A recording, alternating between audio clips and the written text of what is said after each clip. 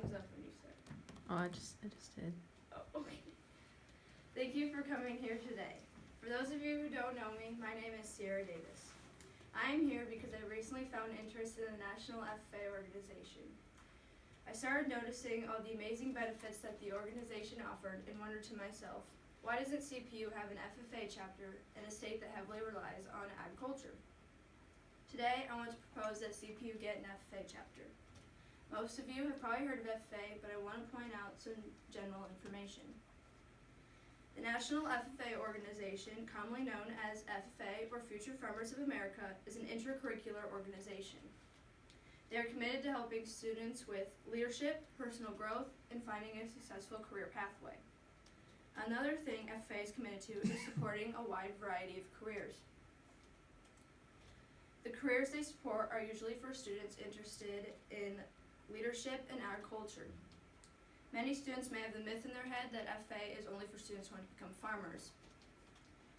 Not only is it for farmers, but it's also for students who aspire to be teachers, doctors, businessmen and women, entrepreneurs, or veterinarians and scientists.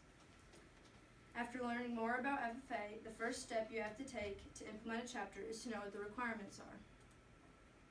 The official FFA website says the only way to have an FFA chapter is the school must have an agriculture program. The program must consist of contextual and work-based learning. The contextual learning will come from a student's agriculture class. The work-based learning will come from a supervised agriculture experience. A supervised agricultural experience is a student-led experience that is related to their chosen career path. When a student does his or her first supervised agriculture experience, they will explore their career interests. After doing their first couple, they will start to explore a more centralized career path. Next, there are some easy ways we can take the requirements and officially put in a chapter at CPU. There are two things a student must do to participate in an FFA chapter. The Iowa FFA website states that students must take at least one agriculture class every year and they need to do supervised agriculture experiences. This seems like a lot of work, and you may be thinking that to have an FFA chapter we need more space and money, but that's not true. CPU already has 2 classes that would fit the agriculture curriculum, earth science and botany. Kirkwood also offers lots of agriculture classes that students can take to meet the requirements. Remember about the supervised agriculture experiences? Centerpoint already has many resources that students can use to do their experiences. They can go to places like the veterinary office, Clickstop, Interstate Grain, and the bank. These places will help students learn more about the required types of supervised agriculture learning experiences. Based on the Council FFA website, some of the required types of experience are workplace safety, personal financial planning and management, internships, service learning, and research. Now we need to put the FFA chapter in place. CPU needs an FFA chapter. After asking freshman and sophomore students at CPU, I gained some very impressive results.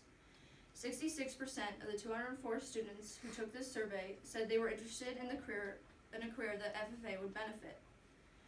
Another 75% said they were interested in joining an FFA chapter if it was offered at CPU. Although there are a lot of maybes, I'm pretty sure that the results would change for the better if students knew more about the FFA program. FFA also gives many opportunities and benefits to students. It looks amazing on student resumes. It also offers grants and scholarship opportunities to students. Another thing students will gain is new talents and interests through hands-on experiences. FFA even offers exposure to new people and sometimes very important people. According to the website IndyStar, part of the USA Today network, FFA members who are attending this year's largest FFA convention in Indianapolis will get to see 2 very important people.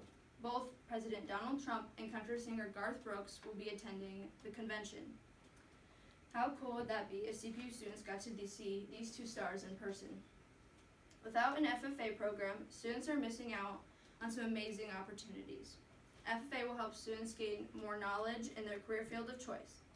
Last thing we need is some creativity, and we can efficiently put in an FFA chapter at CPU.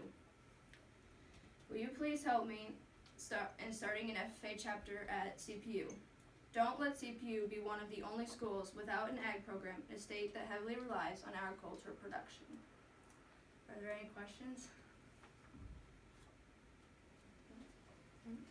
Good job, Sarah. Nice. I'd go for Garth.